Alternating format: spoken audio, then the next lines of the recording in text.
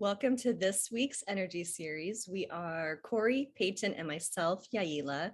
And have you ever been curious about some of the spirituality information that you're receiving online? Is it really beneficial, or could it be a little, for lack of a better word, toxic? So that's what we are talking about this week. And how do you kind of navigate what is beneficial for you and what is kind of leaning towards the direction of not so helpful? So Peyton, let's start with you today. How would you like to talk about toxic spirituality? Thanks. Yeah, just thinking about this topic kind of makes me laugh because this is not a term that I had really heard before.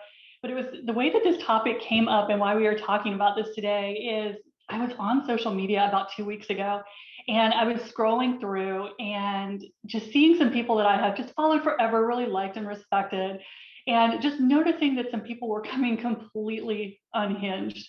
I mean, I was shocked by what I was seeing being said in the spiritual community, and it just really stunned me. I remember sitting there with staring at my phone going, what is happening?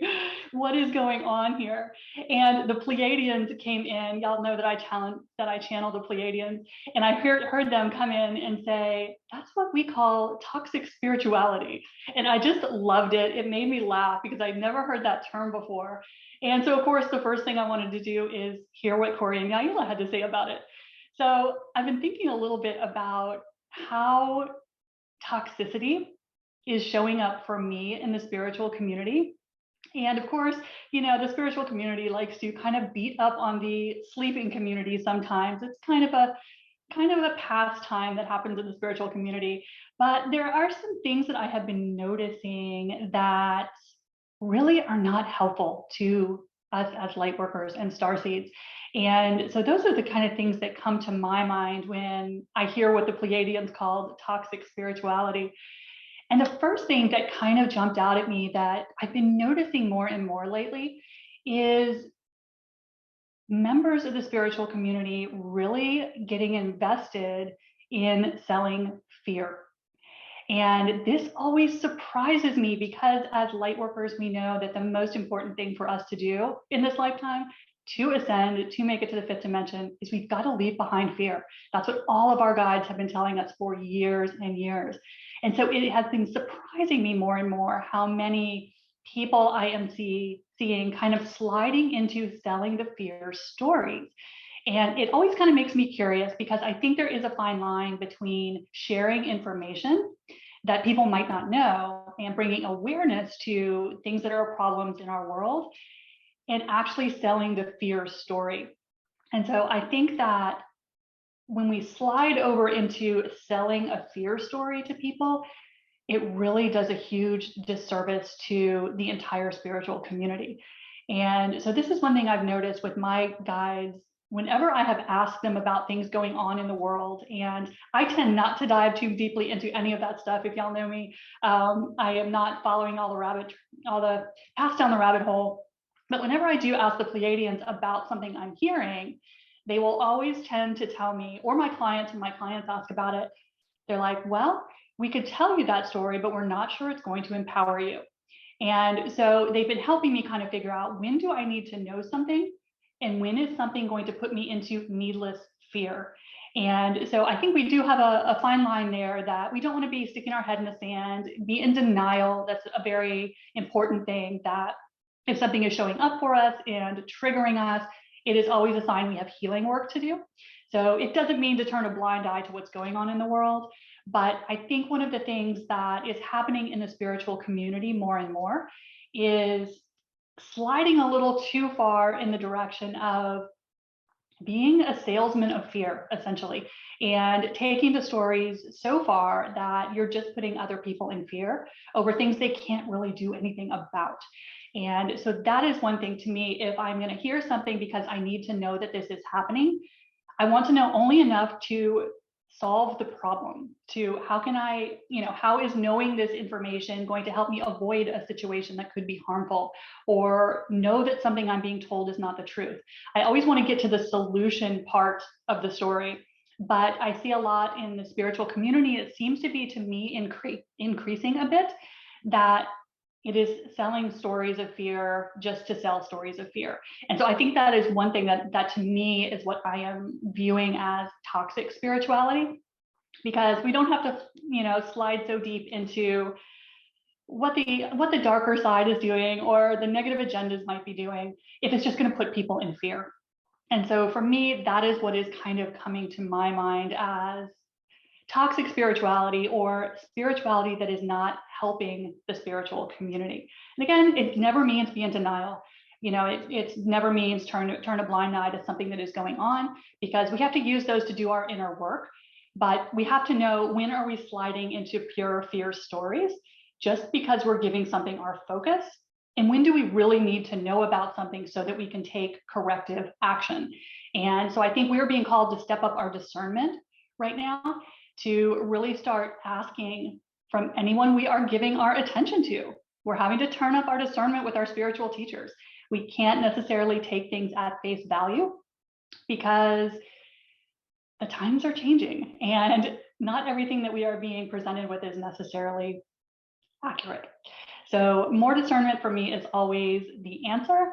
And so kind of that is the main thing that pops up for me as what I am seeing, that is something happening in the spiritual community that is doing more perhaps of a disservice than really helping us out a lot as light workers and star seeds. So Corey, what does toxic spirituality mean to you? Thank you, Peyton. You know what? I just love that. I just love those Palladians. Toxic fear. Toxic spirituality. I love their sense of humor. And yes, and fear is definitely one of that. And I've been seeing that a lot too. What comes to my mind is in the spiritual community, one of the things, you mentioned, Peyton, was, one of the things as we're on the spiritual path, we are asked to let go of that fear and to work on that fear and let it go. Another one is ego. I've been seeing a lot of people in the spiritual community really beating each other up, putting each other down, saying, no, I'm right. No, I'm right. No, no, they're doing this. No, they're doing that. And one of the big things that on the spiritual journey that, us ladies, of course, have all worked on, and is ego. And that is toxic. That we all have to have a certain amount of ego. That's what helps us survive. However, when the ego starts flaring up and you aim it towards somebody, it's that putting somebody else down to make yourself feel better or look better. It's that ego, and the ego will ease God out. It will it will take the messages that we receive away when we get into ego. It's like a big brick sitting on the top of your head that doesn't allow spirit to get to you or to talk to you. So, and it hurts actually when I see somebody do that. And I too, there's been people on social media that I've followed for a long time, and I have been seeing, the change, the shift. So I'd say, toxic spirituality is when experiencing somebody not supporting somebody else by raising up that ego and putting somebody else down, either to be right or in the spiritual community, we don't need to be beating each other up. We're all in this together. And if it lacks love frequency, that is toxic spirituality. Not that we're all perfect. We're still in this human body. And we do have those feelings. However, that's the inner work of spirituality on the spiritual journey, is to look at our fear, right? Fear, our egos, and find out where those wounds are, because they're wounds. And so I've been seeing, I'm glad that we're talking about this, because I've been seeing a lot of toxic spirituality. And personally, it makes me sad. You know, it makes me sad that we're trying to move out of beating each other up, putting each other down, one-upping each other. That's what we're moving out of. So, you know, that's, you know, I've also seen, just briefly, is a lot of anger coming out in the spiritual community. You know, that is, it's a form of ego, but a lot of the anger coming out, that's toxic spirituality. We all have our experiences, but we're all in it together. And supporting one another doesn't mean we all have to agree. We don't have to announce it with our ego because we're in fear. That's what that inner work is about. So it turns toxic when we allow those wounds that have not been healed to projectile vomit onto somebody else, right? In the form of ego and or fear. That's toxic spirituality. So what have you got, Yaila? I just love what you both were sharing, because I resonate so much with what you two are noticing yourselves, and kind of the impact that you're seeing it's making around the world and with other people. So when I think of toxic spirituality, the word toxic is actually, in my humble opinion, a little overused. I feel like people throw that word around. However, there is a truth to using it sometimes. And I feel like when it comes to spirituality, this is a grand opportunity to use that word toxic, because when I think of spirituality, I think of my connection to the God of my heart and the divine, creator, source, God, universe, whatever you like to resonate with. My spiritual practice is in those connections first and foremost, and then how that ripples out to the people, the surroundings, the world, other living beings around me. So anything that is creating disease or discomfort, or anything that is that kind of pushing away from that true connection to how everything does really connect, to me is very toxic. And it's something that I love that we're talking about this topic, because it's a really good check-in for yourself as far as where you're at, right? I always say I start with me first, and then I kind of look at how it's showing up around me. And what I have noticed when it comes to toxic spirituality is there's a lot of division. You know, when you look at, yes, we have a world of dichotomy, you know, happy, sad, up, down, light, dark, you know, this is where we come to create. And so there is going to be two sides of the same topic. However, when it comes to our spiritual practice and really coexisting in this reality with others, the division only makes those polar opposite sides stronger and more pronounced.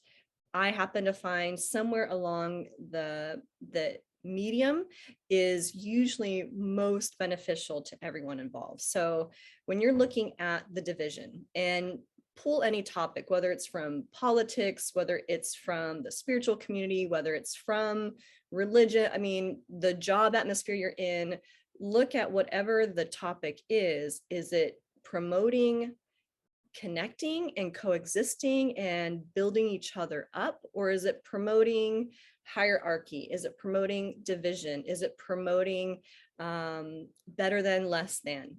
These are questions you really want to look at. And are we doing that ourselves? Because it's super easy to fall into that trap. Because like Corey and Peyton were saying, you know, the fear gets stirred up, and then the ego kind of takes charge, and it's like, well, I'm not doing, you know, and it's easy to slip into this trap. So I would look at anywhere there is division, and not to say you can't have different opinions and different beliefs and different choices that you're making. However, what is the impact on the whole from these choices? Is it impacting just the few, or is it impacting the many?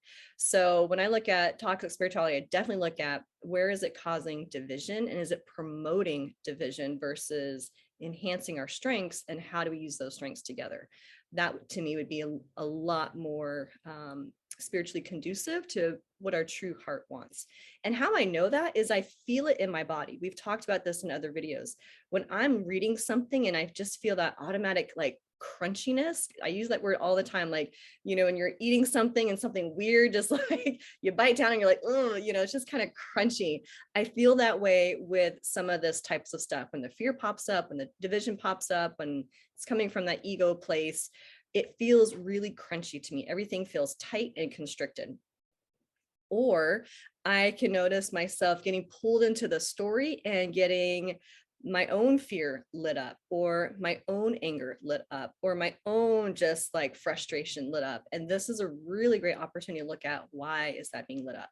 I was reading a post today actually from someone who unfortunately had a really bad experience, and even though my heart goes out to this person, she was explaining, you know, the horrible thing happened from a man to her. And in her post, she was like, ladies, we have to recognize we're at war with men. And it felt so crunchy to me to read that. And I was reading some of the comments of like, you're so brave. Yes. And I'm like, this is the wrong direction. You know, my heart goes out because I'm sorry you're hurting. I'm sorry this bad thing happened, but we're not at war with each other. And so when we start to take these types of beliefs out, we are not here to be pitted against each other. We're here to learn how to work with each other, build our strengths, and lean on each other for our different strengths. That's really how we create the world that we're wanting to create, not being at war, better than, less than. The other one that I find with toxic spirituality is control. Anytime somebody is trying to control what you're supposed to believe, what you're supposed to think, what you're supposed to do, that is a huge red flag for me. So, and same thing, you know it when you feel constricted, when you feel tight, when you feel crunchy, when you are, you know, wanting to go down this certain path and it felt in alignment for you, and now there's some outside person or thing telling you no because it's bad, and da, da, da, you know, all that control blank games that get played. Those two things to me are extremely toxic. But ladies, what else comes to mind when you think of toxic spirituality? Because this is a deep one for sure. I love what you said, Yaila, about separation. I think that's a huge puzzle piece, that anything that is dividing us is putting us on the wrong track. And one thing that the Pleiadians have been reminding me of constantly, they said, it is all you. Both sides of every issue is you. And that's the point we have to get to ascend. As long as we are looking at any other person as being different, less than, more than, in resistance, if we are butting heads, we're separating ourselves from our own creation. He said, nothing exists in your world that you didn't energetically create. So that person you are pushing against, that story you are pushing against, that dark agenda that you keep hearing scary stories about is all you. It's all our creation. And we have to accept that, which means accepting those things that we disapprove of as part of us. They are our creation. And that kind of turned everything kind of on its head once they told me that, because now I try to look at those things that used to really light me up, and I've got those triggers too that I'm still working on. But now I look at it and I have to force myself to say, that is my creation. That person, that agenda, that thing that's happening in the world would not be in my experience if I hadn't energetically created it or contributed to its creation. And then all of a sudden you stop fighting it if you realize it's you. And so that was one of the tricks that they taught me that is helping me not push against. And it all comes down to that pushing against, because that's when we're in resistance. So yeah, I love what you said, separation. I think that's a huge thing to look for in anything that is kind of triggering us, is someone trying to put us into separation from another person. So great point, Yaila. Yeah, you know, this is kind of like non-toxic. But one of the things I'm so grateful for, and backtracking for just a moment, is that, you know, when we're on the spiritual journey, we work on our old beliefs. So, the toxic spirituality with the ego and the control, um, and the fear is the things that we work on, because that's where most of us have come from, that paradigm of the world. But the non-toxic, and how do we know what's not toxic when we come from toxic? A lot of the toxic things, because I was brought up with a lot of control, fear, ego, all of that. That's what I was brought up to know. I didn't know any different, other than it just never felt right. So all three of us came from a school of, it's a karma-free zone. And one of the things that I loved and still love today and teach it is getting in that space and all sharing what we experienced. An energy tool, everyone experiences it, and we all shared what we experienced, what our perception of it was. And by doing that, there was no right or wrong. There was no ego. And if there was fear about it, it was still okay. But we all learned from one another. And I know for me, what I learned was to listen, learn, and have respect for another human being that's on the same journey I am. I did not know any of this in the beginning of my journey. And so being in that class setting, I'm sure the ladies will agree with me. I'd love to hear what you have to say about that. But I didn't know how to not be in ego, fear, or separation. I'm better than you, I'm right, you're wrong, all of that. But having the spiritual, being on the spiritual journey and having that experience of learning from each other, sharing our experience of in the same space, having different experiences, put us in a place of learning and being open to other perspectives. It changed me. It changed my view of the world. So I didn't know how to not be toxic until I did experience that type of setting to learn energy tools. So I just wanted to share that, even though that's not it's non-toxic, but Spirit just told me to say that.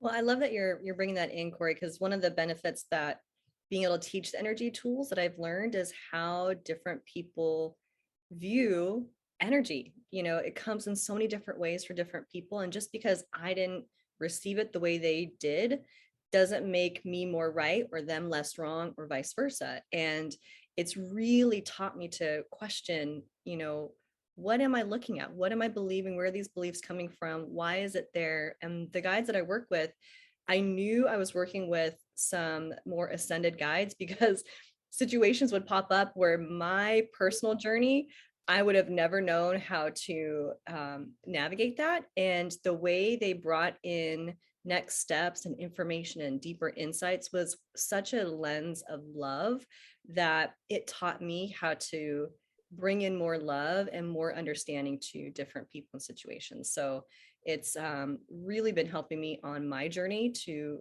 not be such a toxic contributor out there.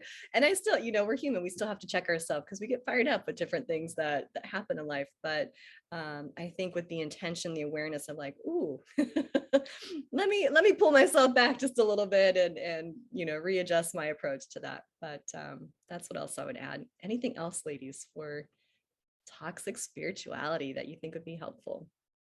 I think one last thing that I would throw in, and again, it always comes from the Pleiadians, is they always want to remind us that we're moving into a multidimensional field with infinite timelines.